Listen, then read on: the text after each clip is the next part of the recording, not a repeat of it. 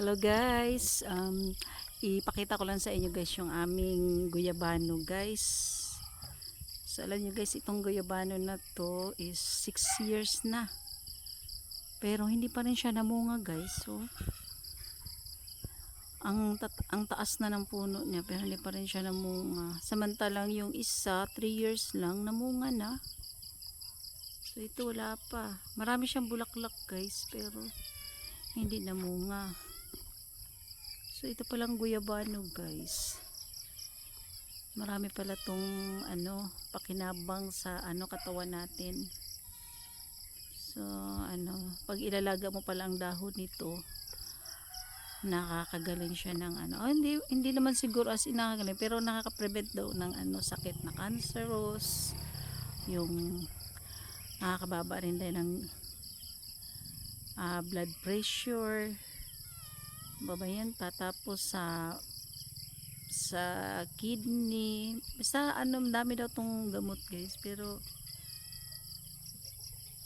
hindi ko pa naman nasubukan na maglaga nito, pero itatry ko. Ang ginawa ko lang nito guys ay lang yung pinakatalbos niya guys, yung ganyan guys. So tapos kumukuha ako dyan ng talbos, isang piraso, binubuhusan ko lang na mainit na tubig, iniinom ko, yun lang sa umaga. Wala naman siyang lasa, hindi naman siya mapakla or masarap naman siya inumin. So yan guys, at ito rin yung ko guys, yung aking, ito yung dating ko guys, garden na hindi na asikaso, na pabayaan na guys. So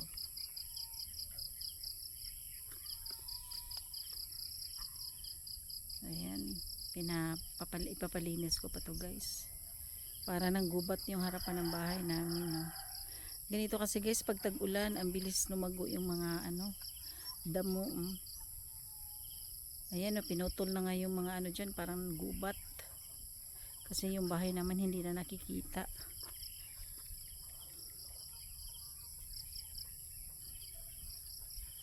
Ayan yung yung tawag nito, yung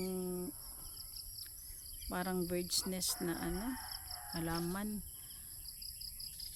mananaw yan dito sa amin tawag dyan. Tapos siya, maganda yan siya guys pag lumago, kaya lang nung tag-init wala kasi siyang walang lilim, nasira siya sa init. Tapos ngayon tag-ulan, ayan, na naman siya, kumanda na naman. Kasi kami dito, naglagay kami ng sa garden namin dyan, naglagay kami ng panglilim na yung net na nabibili sa online. Hindi rin naman siya masyadong tumagal kasi napupunit din katagalan, kaya tinanggal ko na lang. Kasi na sumaklob na, nagkapunit-punit na siya, hindi na maganda tignan. Kaya yung mga puno na yan guys, hindi ko na muna pinutol dahil nakakatulong din yan sa mga halaman. Pag ako ng halaman, mag-arrange na ako dyan, nakakalilim na siya. Pati itong guyabano, nakakalilim, pwede na yan lagyan dyan sa ilalim. So pa ako nito, magbabayad pa kami ng maglilinis. Yan guys, tapos ito naman yung dati kong dito ako nagtitinda guys. Mula nung binagyong Udit, hindi ko na siya pinaayos, kasi pag ipaayos ko pa malaki ang gastos. Mahina naman yung dito tindahan, kasi konti lang yung mga bahay, ilan lang, tapos marami ding nagtitinda, kaya hindi ko na pinaayos dahil nisip ko lugi na sa gastos. Nayaan ko na lang ganyan. Masayang din yung building guys, kasi gumastos din ako dito ng 60,000, pero wala tayong magawa, kasi kung ipaayos mas malaki ang hindi ko mababawi. Kasi noon akala ko malaki ang kita ng yung mamili ng palay guys, sinubukan ko rin, kaya lang siguro kumikita pero hindi talaga konti lang, kasi bayad lahat bayad ako lahat ng tao, service, lahat, kaya wala, halos lang, bawi-bawi lang, kumita man siguro barya-barya na lang. Kasi ang ano nito, yan, ginawa kong bodega. Ito yung pinakatindahan. So, ang laki ng pinagbago guys. Mula nung binagyo ng udit.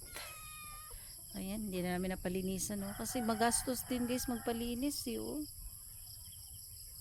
Kasi kung magpalinis ka, itong buong area namin, halos 1 linggo din to. Kung buwan-buwan kami nagpapalinis. 500 a day. 2,500 buwan-buwan. Ang bigat na yun guys kasi wala kaming dito, walang hanap buhay na matino. Nag-aalaga lang ako ng baboy. Tapos may tinda-tinda konti, kapiranggot yung tinda-tinda naman namin, halos makalibre lang ng pangkapi sabon. Ganun lang. Ayan. Laki ng Shh! Ay, Jessa! May yung alaga ko guys, humahabol sa nagmotor. Ikaw ha, bad boy ka ha.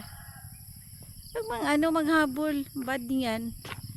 Matapang to guys kasi may lahing siya, may lahing German Shepherd ang nanay nito. Matapang. Sabi ko sa kanya, pag magsinalbahi ka, itatali ka ni mami. Kaya lang, naawa naman ako itali dahil lampa. Lampa siya guys, saka wala siyang itlog. Mula nang pinanganak, hindi talaga siya nagka-itlog. Lalaki siya pero walang itlog. Naawa naman ako talian. Yung bahay namin walang bakod. Kung may bakod lang sana, okay lang, walang problema. Wala nang bakod. Ang laki ng pinagbago guys. So, pag tag-ulan guys, ganito talaga, grabe. Sobrang madamo. Kasi ka ngayon, ganitong itong araw magpadamo ka. Wala pang 1 week guys, mahaba na naman yung mga damo kasi maulan, malamig. Masarap magpalinis pag tag-init kasi maramdaman mo o makikita mo yung linis ng paligid mo. Kasi yung talagang matagal ba tumubo yung mga damo. Ito wala, saglit lang. Maglinis ka ng ngayon, halos 2 araw, 3 araw, wala na yung mga damo.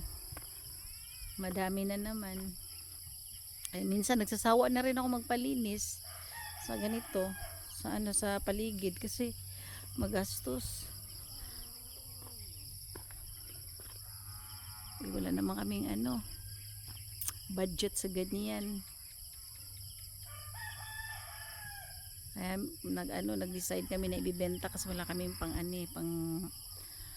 wala kaming pang maintenance.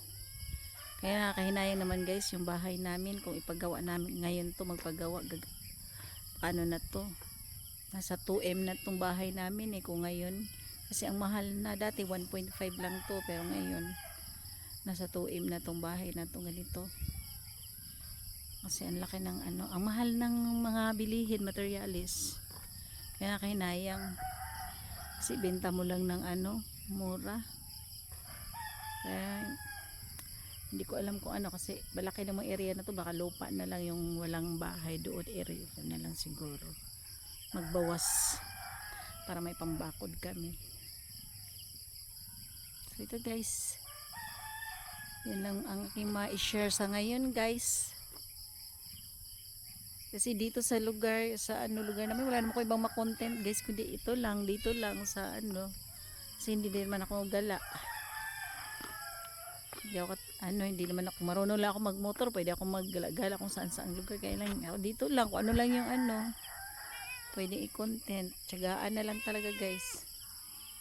Nung mga last month pala guys, kaya hindi ako nakapag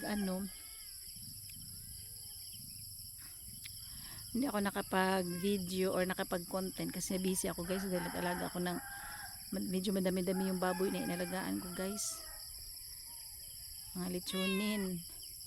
Ngayon last week lang na namin na harvest, na benta na lahat. Kaya ayan, may alaga ako, 2 inahin na lang. Tsaka isang tawag nito, katayin, isang patining na lang, kaya medyo nakaka-relax na ako. So ito, ayan yung mga alaga ko guys. So Diyos ko, napakasipat niyan. Ang dami pag ganitong oras kasi pinapakain ko na sila. Ang pagkain nila kaninang, ang isang beses na ako nagluluto isang araw, kinain na nila kasi nakalimutan ko i-grate sauce yung ulam nila. Kinain man nila, yun, wala silang ulam, kaya nagluto na naman ulit ako. Ay ayan, sige nang angal guys. So ganito na lang guys yung aking video guys. Sa next time na naman ulit, o baka bukas nag video na naman ako bukas. Okay. Thank you for watching guys.